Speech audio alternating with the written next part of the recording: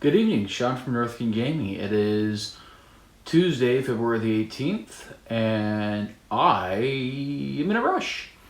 I have a gaming table that I suddenly need to make because in my planning I may have forgotten that the dimension sizes for our upcoming Company of Iron game are not 4x4, but are in fact 30x30. So, whereas my last video discussed the opportunities that may present themselves when looking for minis to use for open gaming systems like Frostgrave, I'm kind of blending tonight's video to include not just optional discussions, but a how-to. Tonight's video, we're going to have a quick look at some options that are available for building your own game table. Really, we're just kind of consolidating it to two options. We want to keep it nice and simple just because the options that are available are not super plentiful, but there's options. Most of them come from a lot of household use, so using your kitchen table, using your coffee table, using a desk, anything like that, to using an actual product that might be made by a certain manufacturer or manufacturers, engineered to having a particular layout. We'll have a look at some of the stuff that's available from Games Workshop or Citadel. And the other side of this, which is the build video, will be me hacking together a board for Company of Iron tomorrow. So let's step to it, shall we? So a little while ago, I was given a very lucky opportunity from my local gaming store to take these really nice Games Workshop panels into my possession for my own gaming interests. They weren't getting used at the store, so the owner basically said, hey, I have no use for them. If you want them, you're more than welcome to have them. So I brought them home, and I've used them for a couple of dioramas and a couple of games, and they're really nicely put together. As you can see, they've been painted to look like a snowy terrain piece. These usually come blank. They usually come in a set of 6. I do have the other 4 in my closet. But overall, they're very nice terrain pieces, but they come at a cost. So as you can see, these pieces are very nicely detailed. Throw a little paint on it, they can look awesome.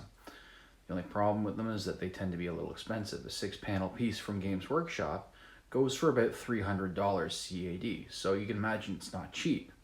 So if you're on a bit more of a budget, there are alternatives that you can leverage, put together yourself, which you may want to consider, which will give you maybe not quite as much detail, but enough to get by and for you to personalize as well.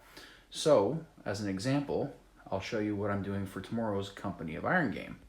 So in order to keep things a little bit inexpensive, what I opted to do, instead of using my Games Workshop tiles, which don't necessarily give me my 30x30 square inch play space, was I went to the local Home Depot, got myself a piece of MDF that was 4 foot by 4 foot, had it milled down to 30 inches square, which cost me about 20 bucks. I went out and then got a roll of forest green felt from Fabricland, which is about another 10. And just using my regular old utility knife, my Army Painter self-healing mat, and a bottle of carpenter's glue. What I'm going to do is I'm actually going to build myself my own Company of Iron table.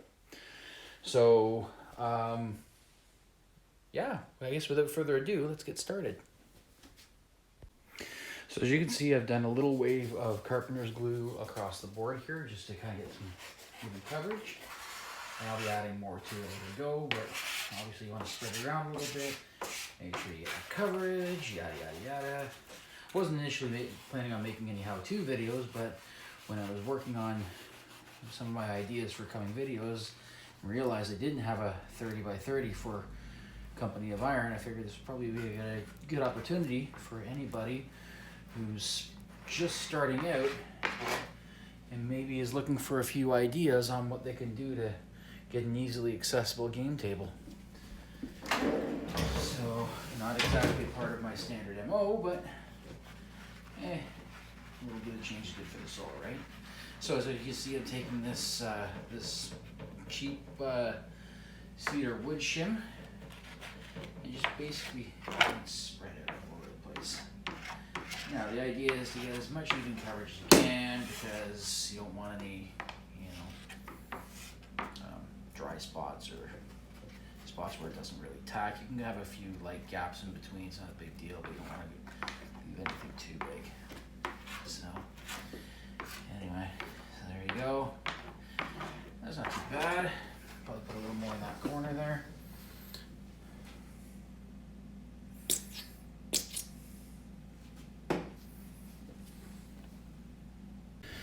So as you can see, we've covered basically everything here with nice layer of carpenter's glue. It's kind of potchy in a couple of spots. It's not super thick. You don't want it to be super thick, because if it's super thick, it might soak through the felt and give you some gummy patches that maybe you don't necessarily want to leave kicking around on your nice fresh board. So now, I don't want to leave this too long, or else this is going to cure. So the reason why I suggest you go with a meter square is, first off, most fabric places here in Canada will do things metrically. So 1 meter square gives you basically 39 inches square. So with a company of Iron Table being a 30-inch play area, it gives you a little bit of room for coverage. And on top of that, basically you roll it on top and even it out. And then when it cures and dries, you just basically cut away the edges. So I won't go into too much detail with laying it out. So just give me a second here and I'll show you what it looks like afterwards. As you can see, I've laid it out now. It looks nice and flat. You definitely don't want to kind of just let it sit there. You want to take a few minutes, and anything that you can get your hands on that you can use to roll it out. Giver. What I'm currently using right now is a flat. It's a case for a poster that was once given to me. Figured I would be doing something like this in the future, so I kept the roller for it. So just go over it and make sure you don't have any air pockets or whatnot. And one thing you want to make sure you do when you do this is that when you lay it down, make sure that you've got overlap from your start point. I got a little bit of glue on here because there's a little bit on my roller, but that's not a big deal. It'll cure and it'll just be a nice hard spot. It'll dry clear, but you never want to do this edge to edge, because your edges tend to roll up a little bit, which means that it can be a right pain in the backside for you to get contact to be maintained while you're waiting for this to dry. So just make sure you give yourself, an inch is usually pretty good. I've given myself an inch on the two short sides, and I've given myself like a good 3 or 4 on the other. So just go over it nice and evenly and firmly. And you want to give it about 15-20 minutes to cure. Now, a couple of things about this. So I kind of mentioned carpenter's glue. So I love the carpenter's glue because carpenter's glue doesn't take super long to dry. It is very, very strong. And it starts off wet and cleans up easily. When it dries, well, there's a reason why carpenters use this when they're building cabinetry. Does a great job of holding on to edges, corners, and seams without letting go. So now by rubbing this down, not only am I ensuring that it's flat, I'm also introducing a little bit of heat and maybe accelerate the dry time just a little bit. So now, ideally, when this is done, I'll flip it over, put my little trusty self-healing cutting mat underneath it, and use the borders on the underside to trim off the excesses, and that'll be it. So let's go back and use the magic clap to see what we're working with next. Okay, cheated a little bit, but whatever. So I've gone ahead, as you can see, I flipped it over, and you may or may not be able to see, I have my cutting mat just sitting over here, ready for me to start slicing and dicing. So in a couple minutes, we'll have this thing trimmed up and we'll see what she looks like after. All right, so there you go, guys. We have a table. Looks pretty freaking sharp, to be perfectly honest. And this only took me maybe 20 minutes of actual work, all things said and told. The only thing you want to make sure you do once you cut all the excesses off, make sure you go to all the corners and edges and just make sure that you don't have any pull or ply. If you do, you've got a catching point for all your work to come undone. So what I'm doing here is I'm just applying a little bit more carpenter's glue to my little cedar shim here. Any place where there isn't contact, just smear a little in there, get her nice and filled in. Okay, that'll take you another few minutes to cure and dry. Give it a nice little push just to make sure that it saturates the corner piece there. Now the only thing that I suggest when you're doing this is that when you've got this turned over and you're cutting it, make sure your knife, it sounds like an obvious thing to say, but you never really realize it until you run into an instance where the obvious isn't so obvious. Make sure your knife is good and firm and sharp, because you'll end up getting little points like this where you might get a burr and you'll be tempted to just kind of rip that tiny little bit off from the edge where maybe this little band is kind of caught here. Don't do that. The reason why you don't want to do that, you get burring like this, it kind of looks ugly, and it leaves a fray point for things to catch on to later and unravel all your good work. So, but as you can see, in a mere 20 minutes, I have a company of iron board. So let's have a look. Let's decorate it up a little bit after I clean some of the glue off my fingers and see what we've got. And just like that, it's only been about maybe 45 minutes. That includes all the setup and all the terrain layout, laying the felt on this piece of MDF, and just grabbing a nice collection of well-placed terrain pieces, and I got a company of iron table. And there you have it. My table's done. A little bit of felt, a little bit of MDF, a bunch of carpenter's glue, and suddenly I've got a 30 by 30 ready for company of iron tomorrow.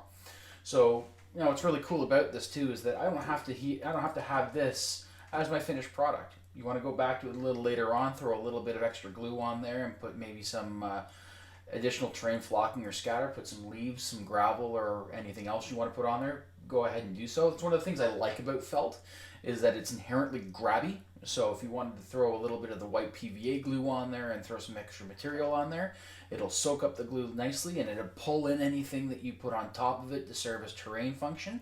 So that gravel will stick to it very nicely. If you wanted to put a few leaves on there, or if you wanted to have some lines of brush, or if you wanted to put perma details on there, like let's say you have some larger stones or some pieces of bark that you want to leverage as, say, logs or cover, all of that stuff is a great opportunity to throw on there with just a little bit of glue, and you're set. Like, this is a perfect blank slate for a customizable table of my own design. You know, and again, with being able to put this together in 20 minutes, there's absolutely no reason why I couldn't do this with, say, a white sheet of felt or a brown one. If I wanted to do a winterscape, I could do the green, or sorry, the white. Throw a couple of darker details on there. Maybe use a bit of a light dry brush with some of the white to put some gray on there to give some snowdrift appearances to it. There's all kinds of stuff that you can do with this. So definitely a low cost option for anybody who needs a quick and I don't even want to say dirty because of how nice this looks. Just a quick table. Yeah, it's like I said, this was $40, 20 minutes, and I'm set. So that closes tonight's video, guys. Thank you very much for tuning in. This went far better than I had ever could have expected. And tomorrow night we'll start with our very first battle report video. We're going to do, like I've been saying throughout this entire video, First battle report is going to be Company of Iron. I have Brian Connolly coming in from the EastEnders, a Durham-born consortium of gamers that are aimed at putting together events for anybody in the Durham region and beyond who wants to engage in some tournament play or just get to meet folks. Definitely check them out on Facebook. Also, hit that like button if you like what you see here. If you have any comments, leave them in the comment section below. And visit me on Facebook, Northkin Gaming. I have a Facebook page there if you want to come check it out. Leave a couple of comments. There's a couple of open discussions there for games that maybe you want to see on this channel as it evolves, as well as just general discussion with our local and not so local community. Anyway, that's it for tonight. Thank you very much for tuning in. I look forward to seeing you tomorrow when we drop pistols and guns and swords and drop some Company of Iron. I'm Shawn, and this has been Northkin Gaming. You guys take care.